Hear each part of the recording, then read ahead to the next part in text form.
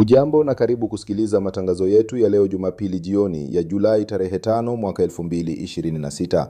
Machache miongoni mwa mengi utakayoyasikia ni pamoja na jeshi la DRC lalalamikia mashambulizi ya ndege zisizo na rubani, yasema yameua na kujeruhi raia Kivu Kaskazini na Kusini.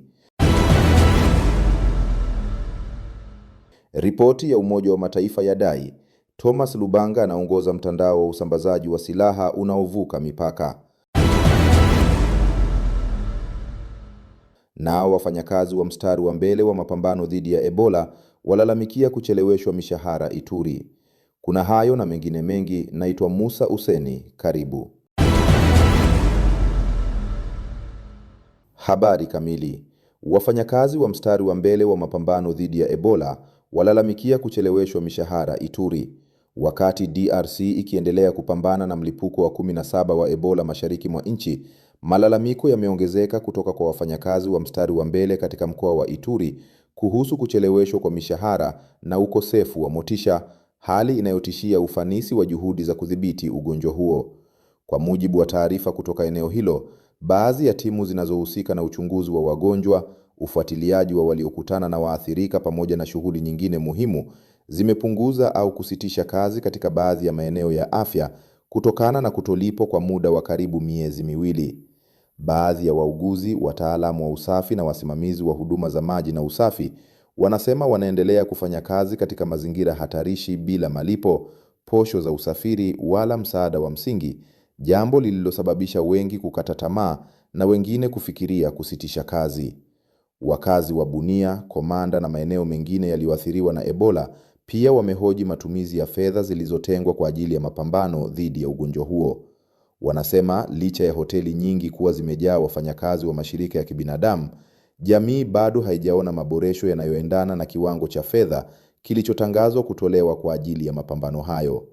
Wachambuzi wa afya wanaonya kuwa bila kuboresha maslahi ya wafanyakazi wa mstari wa mbele, itakuwa vigumu kudumisha shughuli muhimu za ufuatiliaji wa maambukizi, uchunguzi wa wagonjwa na kufuatilia watu waliokutana na walioambukizwa.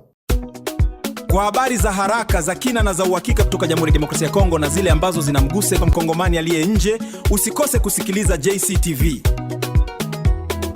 Usikose pia kusubscribe, comment, like na kushare.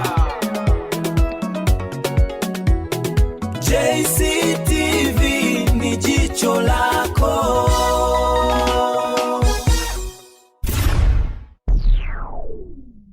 Urusi yaeleza wasiwasi kuhusu madai ya mamluki wa kigeni kutumia droni vitani.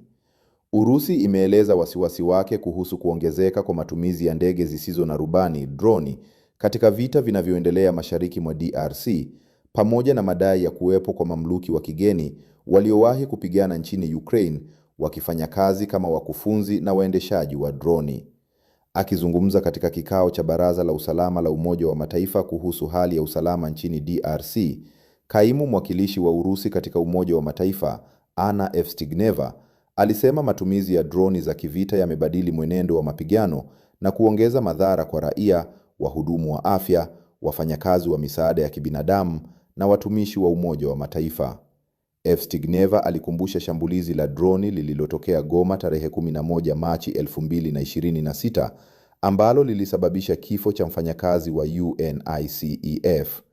Pia alisema Urusi ina wasiwasi kuhusu taarifa zinazoonyesha kuwa baadhi ya mamluki wa kigeni wenye uzoefu wa vita vya Ukraine wanatumika kama wakufunzi na waendeshaji wa droni katika mzozo huo.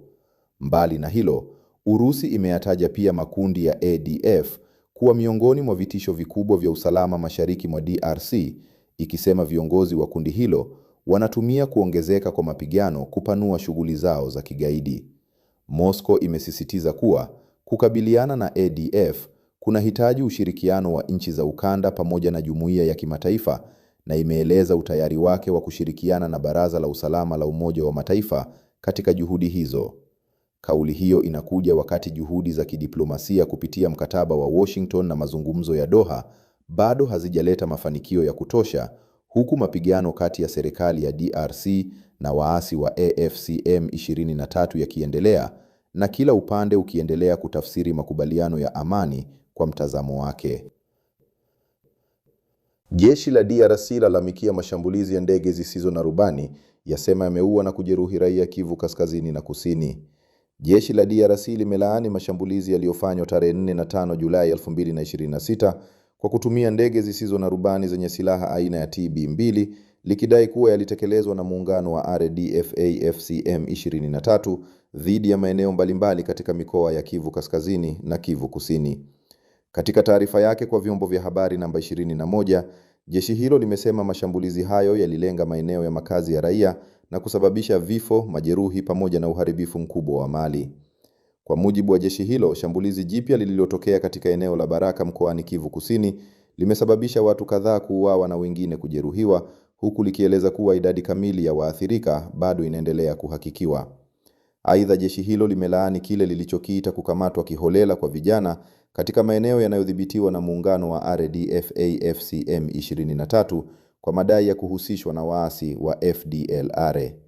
Jeshi hilo limesisitiza kuwa raia hawapaswi kulengwa katika mapigano, kulipiziwa kisasi wala kufanyiwa vitendo vinavyokiuka sheria za kimataifa za kibinadamu. Jeshi hilo pia limepongeza uthabiti na uzalendo wa wakazi wa Kivu Kaskazini na Kivu Kusini wanaoendelea kukabiliana na athari za vita na kuwahimiza kuendelea kuwa waangalifu na kushikamana na taasisi za serikali pamoja na vyombo vya ulinzi na usalama.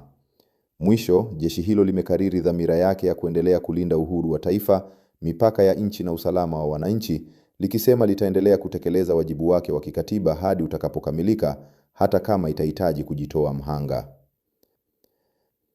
Ripoti mpya ya kundi la wataalamu wa Umoja wa Mataifa kuhusu DRC imeeleza kuwa kundi la CRP linaloongozwa na Thomas Lubanga limeimarisha uwepo wake katika wilaya ya Jugu mkoani Ituri, huku likipata silaha kupitia mitandao ya usafirishaji wa mipakani na kwa kutumia baadhi ya silaha zilizochukuliwa kutoka kwa jeshi la DRC. Kwa mujibu wa ripoti hiyo, hadi mwishoni mwa Oktoba 2025, kundi hilo lilikuwa likifanya shughuli zake karibu na Ziwa Albert, lakini baadaye lilianzisha kambi 3 kuu katika eneo la Jugu na makao yake makuu sasa yako katika kijiji cha Bule alikozaliwa Thomas Lubanga.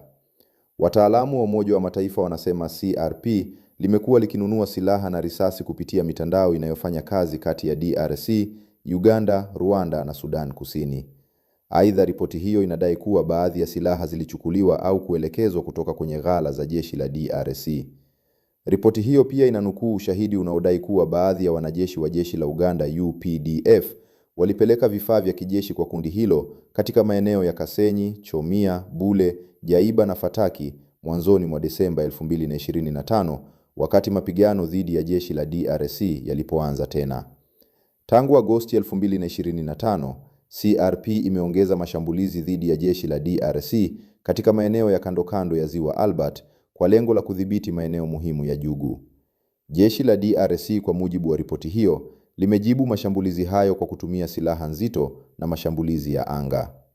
Kundi la wataalamu linaeleza kuwa mapigano hayo yamesababisha vifo vya raia, uharibifu mkubwa na kuwafanya maelfu ya watu kuyahama makazi yao, hasa katika eneo la Bule na vijiji vya jirani.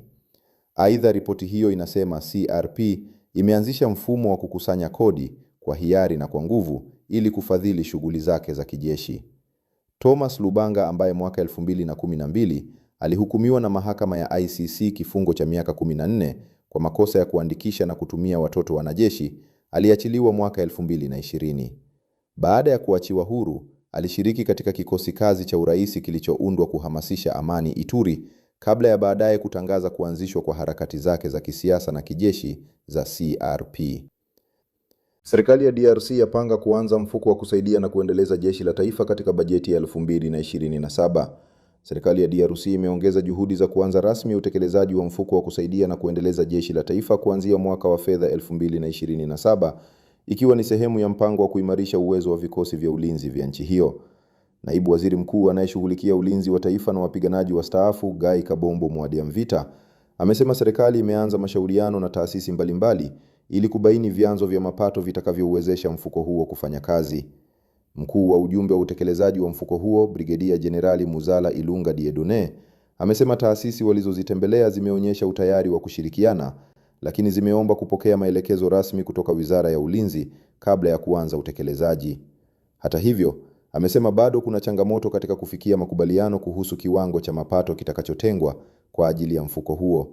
Kutokana na hali hiyo, suala hilo litawasilishwa kwenye baraza la mawaziri ili kupata uamuzi wa serikali. Serikali pia inapanga kutambua vyanzo vipya vya mapato vitakavyojumuishwa katika muswada wa bajeti ya mwaka 2027 kabla ya kuanza kwa vikao vya maandalizi ya bajeti mwishoni mwa mwezi Julai. Mfuko huo unatarajiwa kupata fedha kutoka serikalini, serikali za mikoa, mamlaka za mitaa, kampuni za umma na binafsi, washirika wa maendeleo pamoja na michango ya watu binafsi. Serikali ya DRC inaeleza kuwa kuanzishwa kwake kunakuja wakati nchi ikiendelea kukabiliwa na changamoto za usalama, hususan mapigano dhidi ya waasi wa AFC M23. Kardinali wa Kanisa Katoliki Ambongo amesema amani ndiyo kipaumbele, apinga mabadiliko ya katiba kwa sasa. Askofu mkuu wa jimbo Katoliki la Kinshasa, Kardinali Fridolin Ambongo, amesema kuwa DRC haina sababu ya kuweka kipaumbele katika mabadiliko ya katiba wakati nchi bado inakabiliwa na changamoto kubwa za usalama, uchumi na ustawi wa wananchi. Akihubiri katika misa ya kuadhimisha miaka 66 ya uhuru wa DRC, Kardinali Ambongo alisema viongozi wanapaswa kuelekeza nguvu zao katika kurejesha amani, kuboresha maisha ya wananchi, kuimarisha umoja wa taifa na mshikamano wa kijamii. Kipaumbele cha DRC leo si kubadili katiba, bali ni amani, ustawi wa wananchi, umoja wa nchi na kuishi pamoja kwa amani, alisema Kardinali Ambongo. Kiongozi huyo wa Kanisa Katoliki pia aliwataka Wakongoni kusimama imara mbele ya changamoto zinazoikabili nchi na kuchagua njia ya mazungumzo, maridhiano na amani badala ya migawanyiko na vurugu. Aidha, alihimiza taifa kuachana na rushwa, ukabila na ubinafsi, akisema ni wakati wa kujenga utamaduni wa uadilifu, undugu na kuhudumia maslahi ya wote. Kauli ya Kardinali Ambongo imekuja wakati mjadala kuhusu mabadiliko ya katiba ukiendelea nchini DRC, huku makundi mbalimbali yakigawanyika kati ya wanaounga mkono na wanaopinga hatua hiyo. Tamko hilo pia limetolewa wakati DRC ikiendelea kukabiliwa na hali mbaya ya usalama mashariki mwa nchi, ambapo mapigano yanayohusisha waasi wa AFC M23 wanaodaiwa kuungwa mkono na Rwanda pamoja na makundi mengine yenye silaha kama ADF yanaendelea kusababisha madhara makubwa kwa raia. Kwa habari za haraka, za kina na za uhakika kutoka Jamhuri ya Demokrasia ya Kongo na zile ambazo zinamgusa kwa mkongomani aliye nje, usikose kusikiliza JCTV. Usikose pia kusubscribe, comment, like na kushare. JCTV ni jicho lako.